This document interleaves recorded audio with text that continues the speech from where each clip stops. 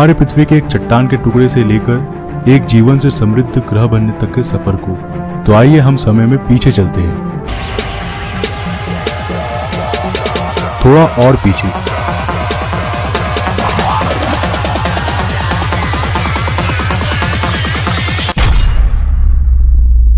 आज से करीब 4.6 अरब साल पहले हमारा सौरमंडल और एक नया जन्मा तारा, जिसके चारों ओर धूल और चट्टान चक्कर काट रहे हैं।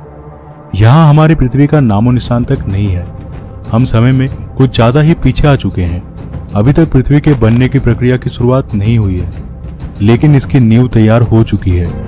ये चट्टान और धूल अब गुरुत्वाकर्षण की वजह से आपस में जुड़ रहे हैं। कई लाख सालों के बाद अब एक भीमकाय चट्टान के गोले में बदल चुकी है, लेकिन इसे हम पृथ्वी नहीं कह सकते, क्योंकि अब ये बहुत ही गर्म है। ये आज के वीनस यानी शुक्र ग्रह के समान है।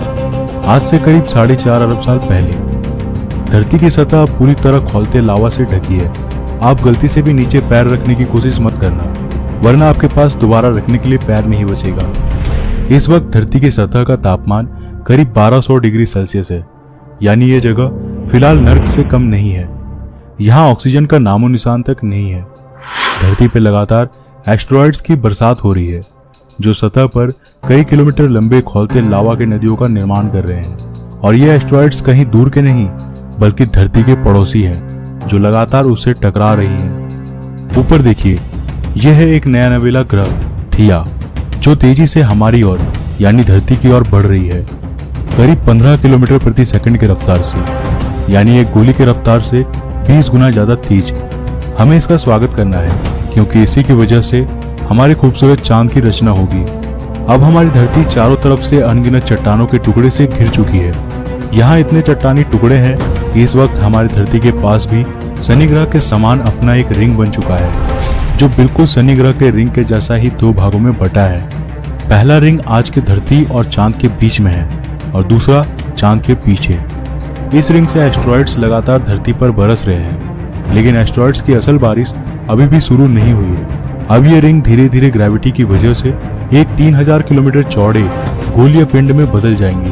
और यहाँ हम देख रहे हैं हमारे चांद के जन्म को। यह है हमारा चांद। इसमें फिलहाल कोई दाग नहीं है, और ये अब हमारी धरती के काफी नजदीक है, जिसकी वजह से यह हमें इतनी बड़ी दिखाई दे रही है। इसका सरफेस अभी पूरी तरह से गर्म लावा से बना है, और इतने करीब होने की वजह से यह लगातार धरती पर अपना गुरुत्वाकर्षण प्रभाव डाल रही है। करीब 30 लाख साल बाद अब हमारे सोलर सिस्टम में कुछ ऐसा होने वाला है जिसके बारे में आप लोग शायद ही जानते होंगे। हमारे सौरमंडल के गैस जायंट्स अपने ऑर्बिट्स में बदलाव कर रहे हैं, और इस बदलाव की वजह से सौरमंडल के एस्टेरॉइड्स और कॉमेट्स के बीच में एक ग्रेविटेशनल मेश तैयार हो रहा है, जो उन एस्टेरॉइड्स और कॉमेट्स को सौरमंडल के आंतरिक भाग में धकेल रही है, सीधे सीधे मंगल, शुक्र, बुध और हमारी धरती की ओर। यही वो समय है जब हमारे चांद को इन एस्टेरॉइड्स की वजह से उसके जाने पहचाने दाग मिलने वाले हैं। जब इस समय हमारा चांद भी बहुत ही गर्म था।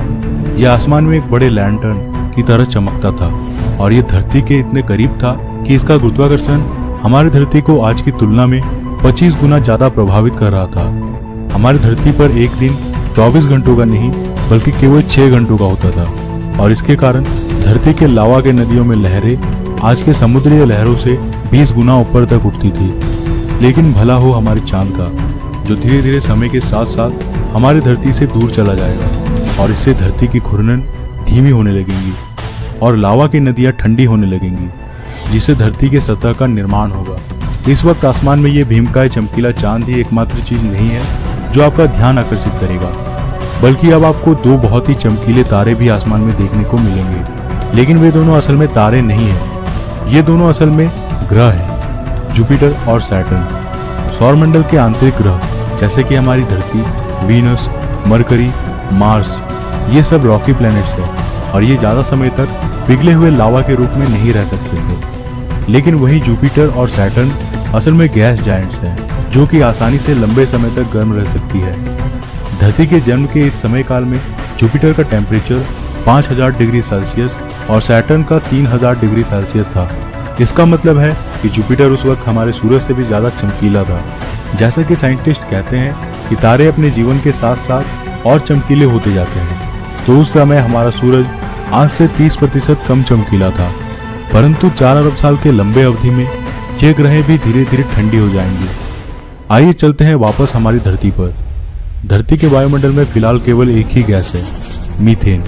आप गलती से भी इसमें सांस मत लेना, वरना कुछ मिनटों में ही आपकी मौत हो जाएगी। लेट हैवी बम्बार्डमेंट के दौरान धरती पर लगातार कॉमेट्स की भी बरसात हुई थी, जिन्होंने अपने साथ पानी का धरती में परिवहन किया। इस पानी ने धरती में समुद्रों का निर्माण किया। धरती अब चारों तरफ से समुद्र से घिरी हुई थी, लेकिन यहाँ ना तो पैर रखने के लिए जमीन था और ना ही सांस लेने के लिए ऑक्सीजन। हमारी धरती अभी कुछ हद तक पृथ्वी कहने लायक बन चुकी है, लेकिन अभी भी इसमें जीवन का बीज नहीं पनपा है। आखिर इसके बाद क्या हुआ था?